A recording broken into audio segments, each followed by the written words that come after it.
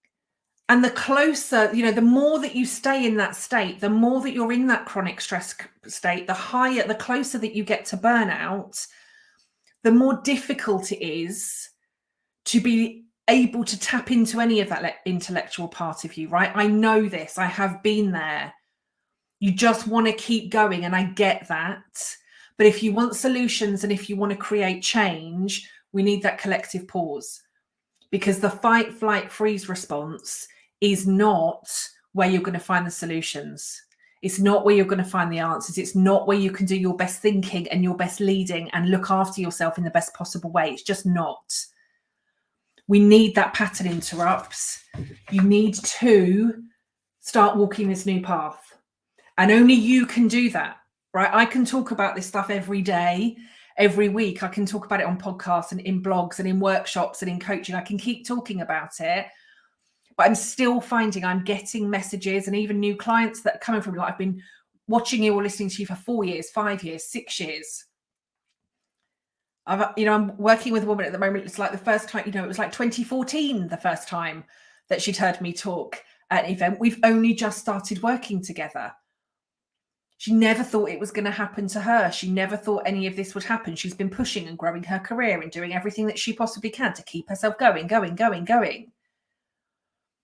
We need that pause. And you are the only one that can make the decision that says, this is what I'm going to change. And you need to start walking that new path. And if you don't know how to walk that new path, come speak to me, speak to other people that are doing similar work. But the change has to start with you. The new path has to start to be walked by you. And even if the new path starts with, I need a coach, or I need some help, or I need some support, that can be the very start of you walking that new path. But if we're going to continue with the constant push, and not allow ourselves that collective breath and that collective pause, we're not creating sustainable futures for ourselves. We're not creating sustainable futures for our people. We're not creating sustainable futures for our organizations. And as we are just at the moment moving from crisis to crisis to crisis to crisis to crisis, we need to be more equipped to take that pause and to say, what next? So I want you to think about which part of your brain you're in. If your interactions with others are not in the way that they need to be, it's likely that you're already in this primitive part of your brain. Think about the hill, right? Maybe draw yourself a hill, right? Get yourself a hill on a piece of paper and think about what all of these trodden, repeated behaviors look like. Maybe there is some self-sabotage in here. I know I still have repeated self-sabotaging patterns and behaviors. I know I do. And I have to consciously decide I'm not going down this path anymore. This is the way that I need to go. But I cannot consciously make those decisions if I'm in that fight, flight, freeze mode. It's impossible. So I'm going to leave you there for today. Divya, loving this pattern interrupt explanation, time needed to make and follow new plans. You're more than welcome. You're absolutely more than welcome. Create your hills, create your paths, work out which part of your brain you're coming from. If you're finding that you're getting short-tempered, angry, frustrated, anything that is not who you usually are, and your interactions are being damaged, it's likely that you're in this primitive part of your brain. Have an amazing week. Think about these pattern interrupts. Think about what you need to do. The first thing, just take a pause. Literally take the pause, take the breath, find the solutions that you need to find. If you do not know where to start, get in touch. Let's see what I can do to help. Have a look at what other people are doing. But we've got to make this change, and every single part of this change starts with you. I absolutely know, at my absolute core, I know that we can prevent burnout, but it's going to start with every single one of you ensuring that you do what you can do and need to do in order to prevent burnout for yourself. And then we can look at some of the other ways that you can begin to create positive change within your lives. But this change has to start with you. So enjoy, have an amazing week. I'll be back with you again next Monday. What we're talking about next Monday, I think I've already booked it in, haven't I? So next week we are talking about why you need to stop managing time and instead start managing your energy. So that will be next Monday's live at 10 a.m. Have an amazing week. I will see you then. If you found this useful, please do share it with other people, right? Give it a share it with others in your network. Let's get this message going, and I'll be back with you again next week. Have an amazing Monday. Have an amazing week, and I will see you all again soon. Take care for now. Bye-bye.